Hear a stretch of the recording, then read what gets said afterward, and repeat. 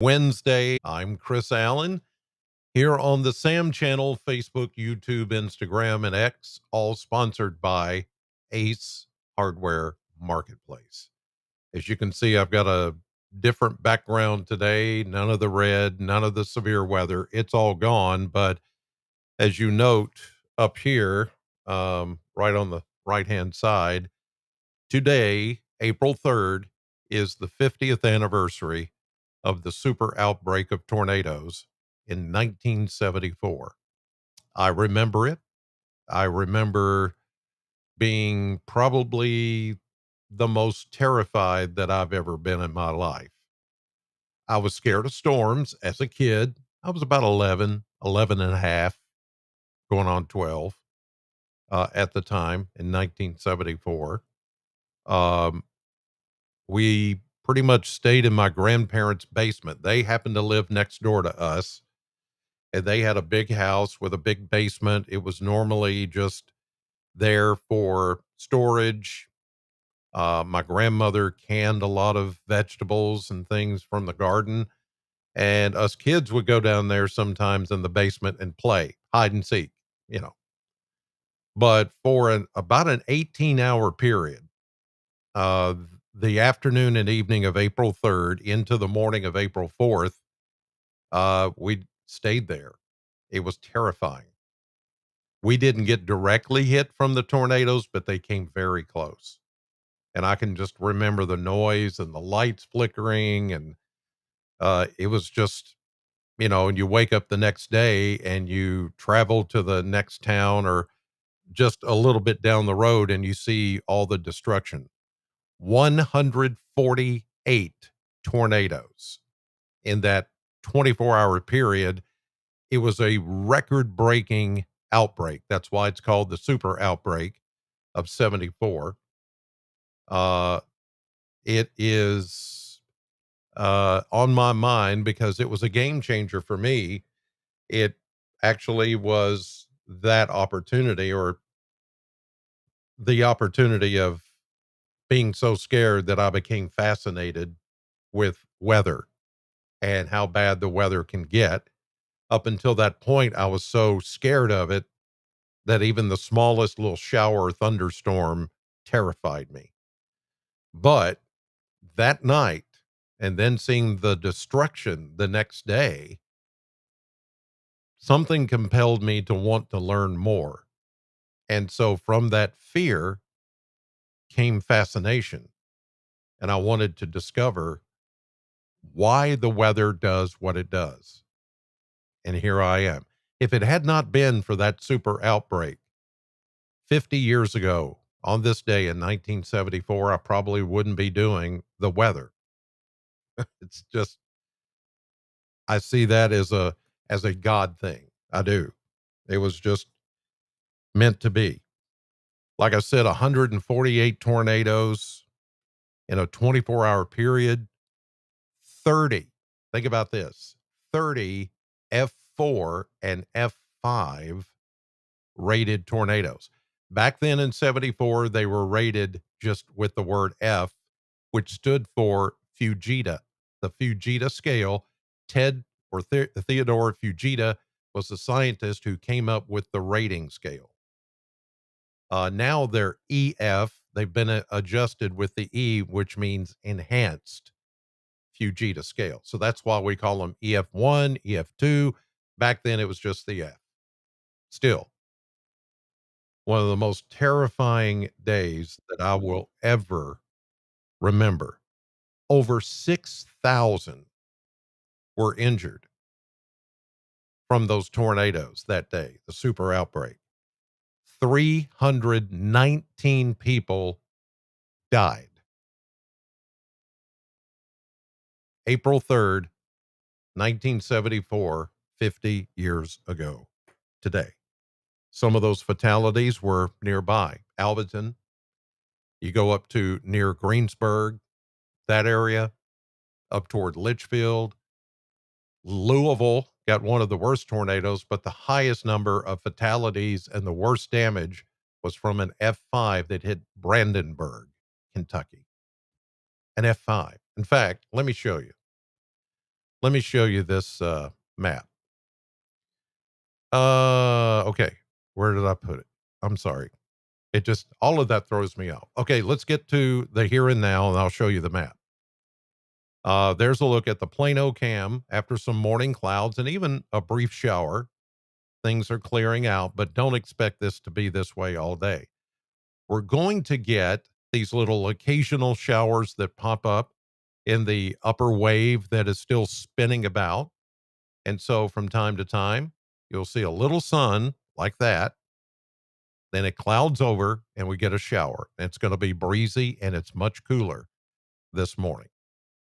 Here is the look from downtown, AAA Systems live cam. And you can see there's a rain shaft right there in the middle, just left of the tower. Uh, yeah, you're going to see these little showers that pop up all day today. We call them diurnal showers. It's almost like in the wintertime when the sun comes out, then you have a burst of snow. Then the sun comes out and you have, in this case, it's going to be rain because it's not that cold. But some of you, even tonight, could get chilly enough for a little snow shower mixing in with the rain in some parts of the area, not everywhere. Okay. Um, I'll talk about that more in a second. Let me show you that. I'm sorry, I got this out of order. I was wanting to do something a little different for the anniversary. And I am planning to do something tonight on News 40, a story commemorating the 50th anniversary. But here are all the tornadoes that came. Look at that. Isn't that amazing? For those of you that don't know, it started on the day of April 3rd, but went into the morning of April 4th. There were even a few tornadoes, it doesn't show it here, that went into southern Canada the next day. But all of these lines depict tornadoes, 148 individual tornadoes. The one all the way down south was in Mississippi. So you went from the Gulf Coast all the way into Canada that day. So here are the ratings. Here is, you see Warren County right there. You see Simpson County. It's a tornado that started just east of Franklin and went right up through Alvaton. And you see that blue line? Well, that was a EF3, well, an F3 at the time, as I mentioned. An F3, 35. There were 35 of those. EF3, um, 35 reports, but actually 33 that turned out to be EF or F3. Now, this is 147, but it's actually 148. But you see from Nashville, now the yellow indicates the fatalities 0 to 5. Warren County and Simpson County, 0 to 5. There were actually 4. Now, you look at the red counties, that is Meade County, um, Brandenburg, that red line, F5. There were only 7 of those that day. But there you go. And it wiped out the town of Brandenburg. Then you go up. There's one past Louisville up towards Cincinnati. DuPont, Indiana is where some of these are, one of those are located. And then this is Xenia, Ohio, where it just decimated, and F5 decimated the city of Xenia, Ohio. They were conducting a play at the school, Xenia High School, that day. And somebody said, "Hey, you want to see what a tornado looks like? Come here and look."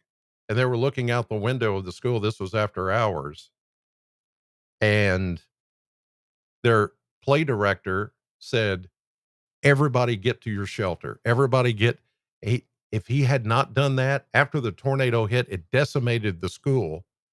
But the stage in the auditorium where they were conducting this play practice after school hours had 3 school buses that landed right on that stage. I mean, there are stories after stories of just incredible things that happened. Unfortunately, still 319 people died. But you got to remember, they didn't have this. They didn't have radar. Well, there was radar. It was at the airports, but it was meant for airplanes, not weather. Now we have this. Now we have this. And now we have this. We have, I mean, there were a few crude, very crude outdoor warning sirens that did sound the alarm, but they weren't tornado sirens. They were sirens that were put up in case of a nuclear attack. This is how it was 50 years ago. I just want you to picture how crude it was back then. So we didn't, people were yearning for warnings, yearning to know what's going on. Sometimes they didn't see it coming or had any warning whatsoever because we didn't have the technology. Um, I get a little emotional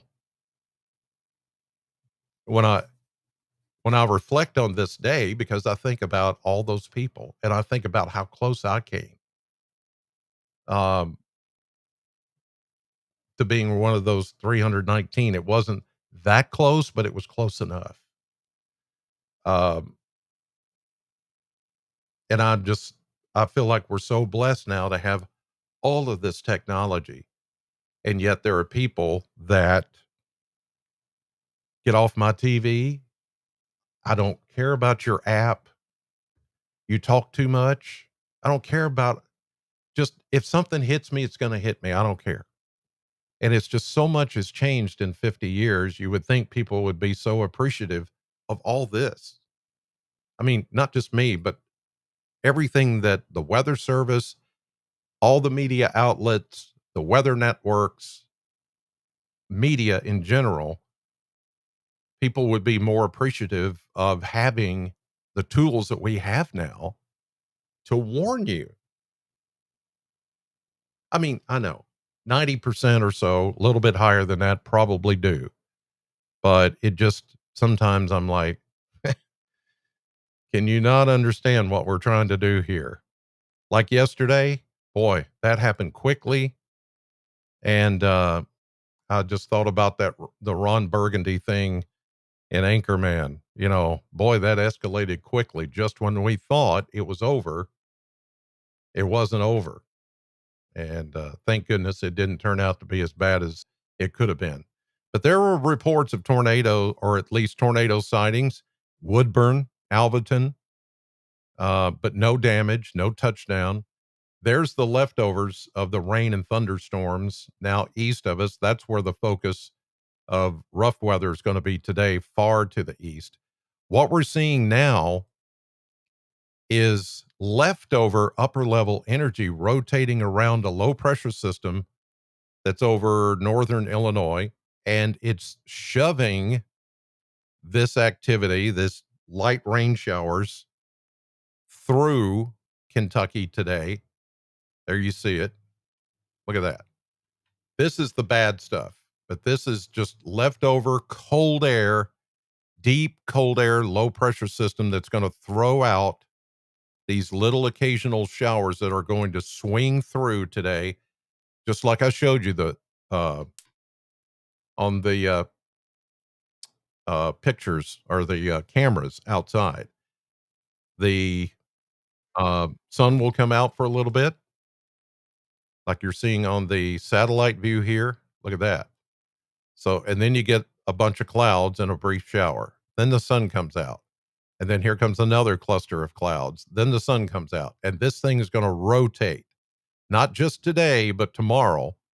Now, when I say rotate and then I show you the sun coming out, then showers, is it going to be bad today? No. This is not yesterday. This is not the setup from yesterday. This is much different. Okay. You can see that thing spinning right there.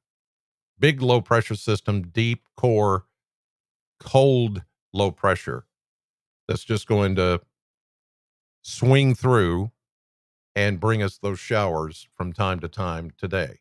See, the sun is out now, but it's going to go back in and we're going to get more showers. That's a given, pretty much. It's going to do that today, and it's going to do it tonight and even tomorrow for part of the day. And then it's gone finally. Let me show you temperatures. I promised myself I wasn't going to go long today, but I just got into the 50th anniversary stuff, and here I am 15 minutes already in. I went 45 yesterday, but we had like over 3,000 viewers, the most I've ever had for this podcast. Thank you. So here are the temperatures right now as of 9. It's right now, 9 a.m. as I do this. 44 in Bon Air, 45 up at the Corvette plant, almost 50, 48 down at the Mesonet Sensor at the Ag Expo Center. Most everybody mid to upper 40s. Let's look at wind. It's coming out of the west. Sustained wind, 10 to 15. And now the gusts. Look at that. 20 to 25. Wouldn't surprise me to see a 30 mile per hour gust from the west and a bit northwest later today. The atmosphere is very, well, it's more stable now. Look at these dew points, 30s and 40s. These dew point temperatures were in the 70s yesterday. And that helped produce the severe weather. And the amount of spin that was in the air with the high dew point, the high moisture content, is what got those funnels and those brief tornadoes going yesterday. But all of that is gone now. We're just going to see a few showers today with that upper low spinning about over the Great Lakes. Let's check the model blender. 50s today, 55, 56. Yeah, closer to 50 tomorrow after getting down to 38 tonight. Now, some of you will look at those lows, 38, 36, 32. Yeah, there could be some frost in there. I'm thinking mostly Friday night into Saturday morning when it shows 32 right there. So yes, some patchy frost is possible if you've put out plants or crops or anything for the spring season. It could be in jeopardy if you don't bring it in or cover it up. Then we look at the rebound, quick rebound after a couple of chilly days. We go into the 60s and 70s all next week. So with that, is there going to be more storms? I would say probably. Are they going to be severe? Probably. It's April in Kentucky, and you know the drill. Or by now, you should know the drill. This can happen any place, anytime. It could be a lot worse, or it could be not as bad as what we had yesterday. I can't tell you that for sure. It is so, that's why it's so critical for you to be just prepared. All right, here's a look at the maps. I'm promising I'm not going to keep you much longer, but thanks for hanging in, staying with me. Look at this. Here's right now the clear spot. The model's picking up on the next wave. Here was a wave number 1 that came through. Here's another wave, and these are going to be just little, it's not going to have the coverage like it shows here. This is all painted in. It's just going to be a shower here, shower there, one here, one there, one here, one there. And it's going to rotate east. So that's why I say with this upper wave, there it is, spotty showers and perhaps even a rumble of thunder. There's not a lot of instability out there, but the sun itself will aid in what we call a lapse rate between the temperatures and the dew points above us and down to the ground. In other words, the difference between the two can, from the sun's energy and heat, spark a thunderstorm. But if it happens, it's not going to be anything like yesterday. And then here's tonight, 7 o'clock, more of those spinning, that spinning low pressure system and wave that's going to produce those pop-up showers. And look at this, tomorrow morning, maybe chilly enough to have a little mixy stuff in there, Radcliffe, E-Town, Louisville, Frankfort, Lexington, maybe even down here, Southern Kentucky, especially over towards, say, Dale Hollow Lake, Lake Cumberland, possibility. Look at that tomorrow. Ooh, there's Bowling Green. This is 7 a.m. in the morning. It wouldn't surprise me if somebody says, "Hey, Chris Allen, guess what? I see snowflakes, a flurry mixing in with the rain." Yeah, could happen. It's not going to stick. It's not going to cause any issues. Now, Eastern Kentucky, eh, they may have an icy bridge or exit ramp or something like that tomorrow, but it's going to go away pretty quickly as temperatures warm above freezing. It all changes back to rain. And that feature begins to move away on Friday. Here's Saturday, high pressure overhead. Good looking Saturday. And then we go Sunday. Here comes the next system. Warm front is going to lift moisture, high pressure to the east, helping lift the moisture back into the area. A few showers and maybe a thunderstorm Monday in the morning. And then here comes the next system, just kind of sitting back to the west. It starts to stall because of the high pressure east. This is Tuesday morning. And then by Wednesday, it's out of here. So that's your weather in a nutshell. Still took 21 minutes. Oh my goodness. Thank you to everybody. Nose is itching. I got a pollen is just, thank you everybody in the chat room. Don't have time. I'll read all of your comments, but thank you everybody. And thank you to everybody that watched yesterday, heeded the warnings, prepared, always be prepared. Boy Scouts said that years ago. Um, just be ready. This is the time of year when it can happen anytime. And, thinking about all those that lived through the super outbreak 50 years ago today, back in 1974. What a day. All right. That noise. What? Oh, they're taking the trash out. That's what it was. Like, boom. What was that? Wasn't thunder. Sun's out. Okay. God bless you all. Thank you for watching and have a great day.